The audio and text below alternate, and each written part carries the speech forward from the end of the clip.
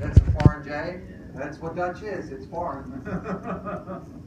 All right, so the journal entry that we would prepare would have these two components: debit pension expense, 28,500;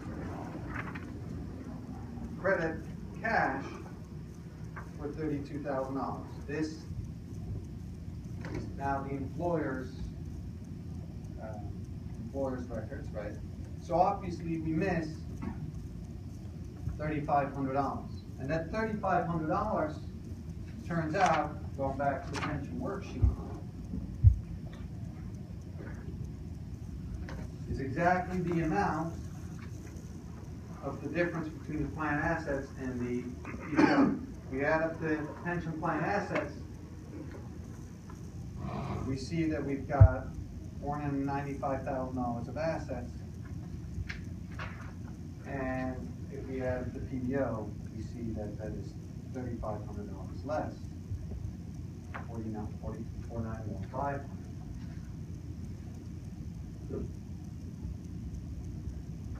Okay, so the difference between these two is what we call the net funded status of the plan. That net funded status needs to show up on the balance sheet of the employer. And so the employer will record a pension asset, in this case, of $3,500. So that needs to be there in the journal entry to balance things out. And then the balances on December 31st, 2007 will be as follows.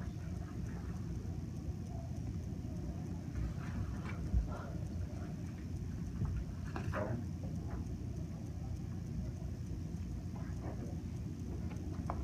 So pension asset liability account will have a debit balance of $3,500. And that just simply means that the pension plan is $3,500 overfunded.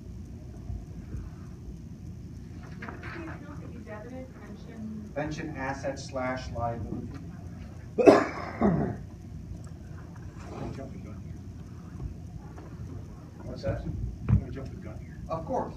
In subsequent years, when we have up and down, we're going to have probably liability and assets. You know, and so, and it's For very- separate plans. And let's just say the same plan. Same plan. 4 years, 2 years. Next year, we have the other way where it's, we're underfunded. Right. So we're going to have maybe a net number for asset in totality. Just good. Right? I would think. This will just have credit balance. No, I'm saying cumulative effect of all these over the years would be a net asset or liability, right? Or you keep Correct. separate. Or do we keep separate? No, we don't keep them separate. Like the tax thing, we keep separate. Just like we put them together. We don't keep them separate. We just report a net. So I'm saying jumping the gun. That's okay. No, I'm sorry. That's okay. All right, everybody okay with this most basic example? That is a nice pen. It shows up beautifully.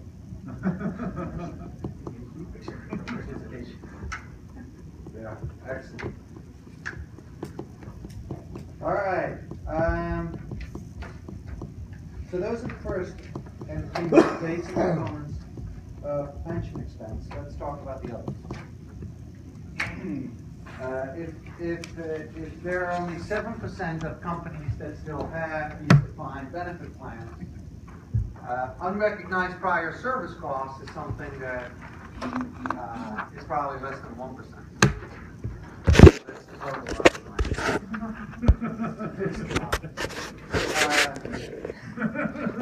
because what is unrecognized prior service cost? It is when pension plans are amended to increase benefits for services rendered in prior years. So we say to employees, you know what? We feel that you deserve more benefits in retirement, and not only that, we will apply this retroactively for the years that you've already given us for prior service years. we are going to increase your pension benefits. Yeah. What planet was this?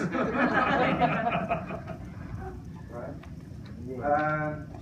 Now, at the time that the FASB discussed the accounting for this, they said, well, that's a nice thing if companies do this for their employees.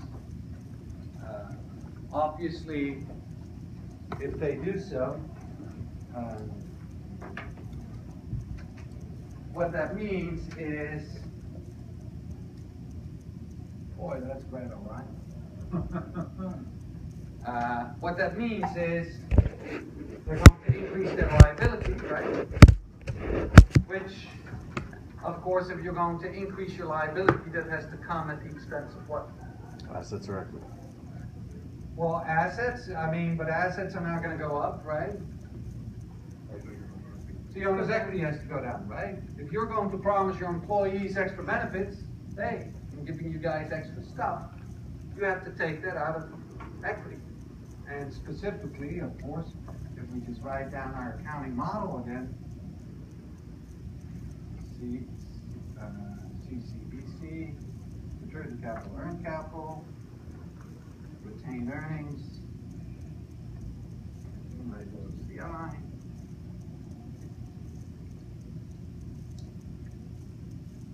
That is different.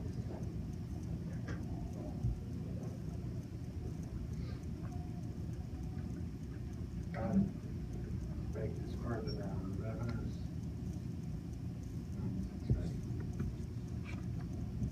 If you're going to increase your PBO, you're going to tell your employees, hey, I'll give you more. Well, the increase in the PBO service cost really needs to be accounted for as pension expense, right? It's pension expense. Service cost is the first component of pension expense. So this should go up as well, resulting, of course, in a decrease in owner's equity. So this is what it is, right? Because of an increase in expenses. But the FASB said, look, if we're going to force companies for the prior service cost to immediately charge that to pension expense, of course, their net income is going to take a big hit. They're probably not going to like that. That would discourage them for adopting these pension plans. So instead, let's allow them to take the hit to accumulated OCI instead, kind of obscure it a little bit, and then amortize this prior service cost over a number of years where they just transfer it from OCI to pension expense. Ultimately, it has to show up here. Of course it does. Ultimately, it has to produce income. So, in a way, it's kind of like you're saying, it's a prior year adjustment. It's a prior period adjustment in a So way. we don't want to pass this with income for this year. Correct. But we're kind of doing it prospectively by going to OCI and net income. Exactly. Like we do for fixed assets. Yeah. That's exactly right. But fixed asset change doesn't touch OCI, it's just perspective. Right. Exactly. Exactly. All right. So the prior service cost therefore increases the liability, but does not immediately get charged to pension expense. Instead, we'll just put it in OCI and then amortize it over the lifetime. Or over the lifetime, what we typically amortize this over is the remaining service life of the employees. This construct called the remaining service life of the employees. So you just figure, on average, how many more years are these folks who are getting this prior service cost on average? How many years are these folks going to be working for us still? And then you just amortize it over there. All right. Straight line? What's that? Straight line. Yeah, no, so over the remaining, that straight line over those years. Yeah, now you see, yeah. We don't want to know. Yeah. So let's look at how that works. In an example, so we continue this example for Erler Company. We had the balances as of December 31st, 07. we had a pension asset of $3,500, right? Pension asset of $3,500. You had a PBO of $391.5. And pension plan assets, $495. That's 491. Oh, so picky. 491.5. Thank you.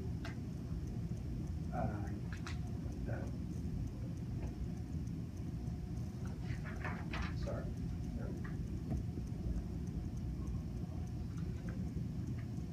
Okay, so those were the balances. And then this prior service cost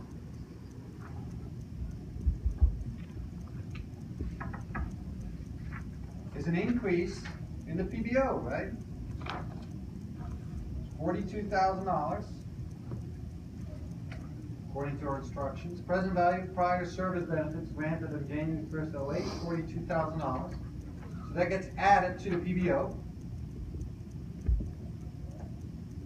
And we just charge that not to pension expense right away, but instead just charge it to OCI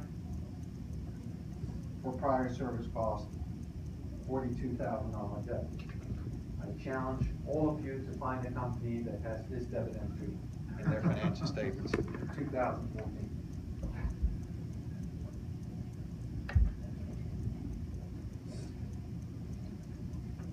All right, so that puts our balances on January 1st, 08, at 533.5 credit for the PBO, and our pension plan assets are still there at 495.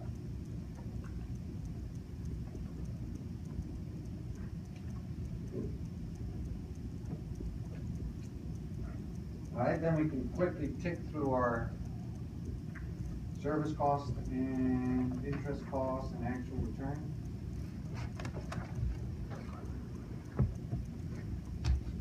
Follows the exact same logic as before.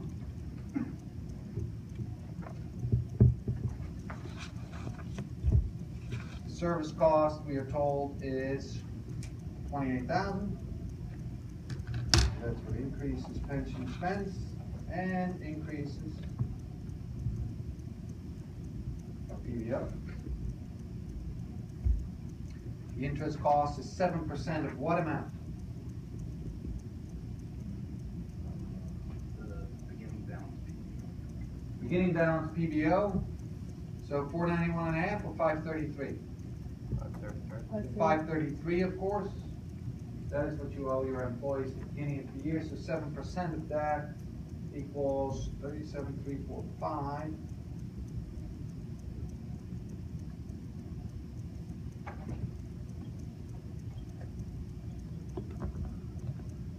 That's the interest cost. The actual return, we're told, is 31,000.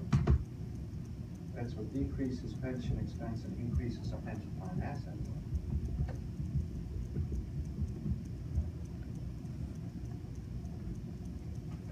And then we've got our contributions and our benefits. Oops, sorry. You have the amortization, the fourth component of it.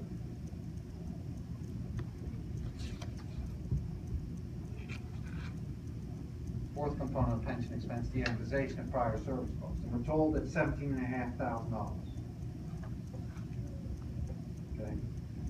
So what you should envision there is, all right, we park this $42,000 decrease in equity right here. Right? When we make the additional promise, we just parked $42,500 right here. Now we're taking $17,500 of that and shifting it there. So the expense here is going to go up, and OCI there is going to go down. Well, actually, OCI is going to go up. OCI is going to go up. That charge is being shifted from there to there. Right?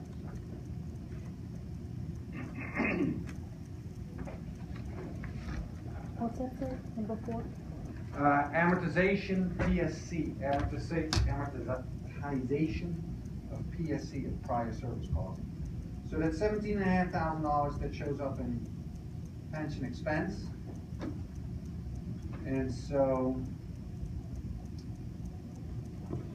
the prior service cost in other comprehensive income is being credited.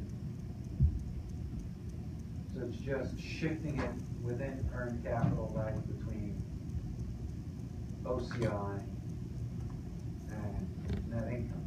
So OCI goes up, net income goes down. Yeah, we okay with that? So that's the big difference here in this particular example. Then we've got our contributions and our benefits. And the contributions are 29. So that's $29,000 credit to cash, a $29,000 debit to pension plan assets. $29,000 debit. And then the benefits that are paid out are $24,000. That's just a decrease in both the assets and the PBO.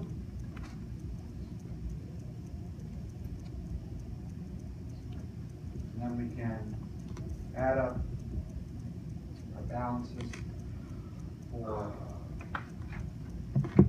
the journal entry that the employer has to make. This is why we're doing it all, right? This is why we're doing it, just to get to this journal entry. When we add up Dutch JE, which is now the name, when we add it all up, the pension expense entry is 51,845. Debit. There's a $29,000 credit to cash. And in this year, therefore, there is a $24,500 debit.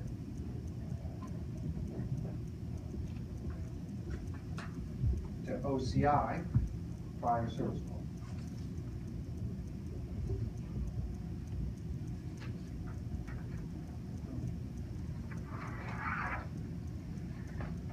So in the journal entry, we debit expense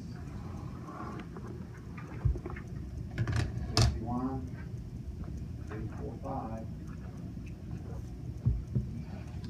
We debit OCI, prior service cost, for 24.5.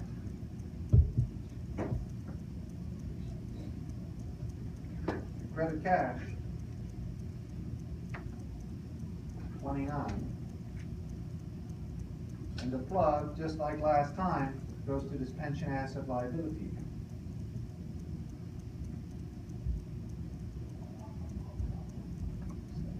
And that is therefore 47,345. 47,345 is the credit for pension asset liability account. That's the journal entry. This is what I would ask you on the exam. 47,345 credit the pension asset liability account. And so if we compute the balances at the end of the year,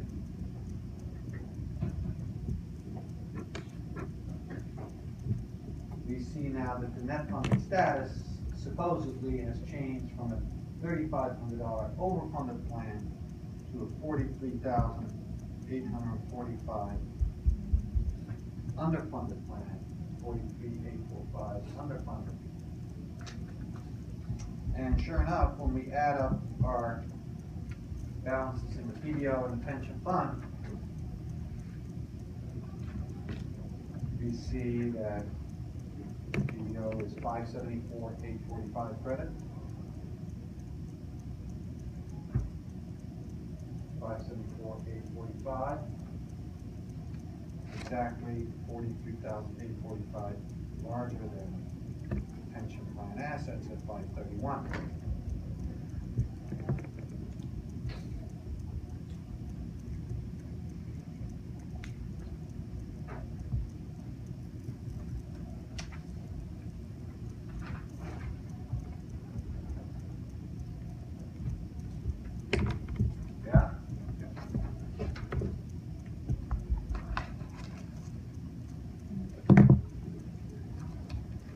any questions about prior service costs and its amortization?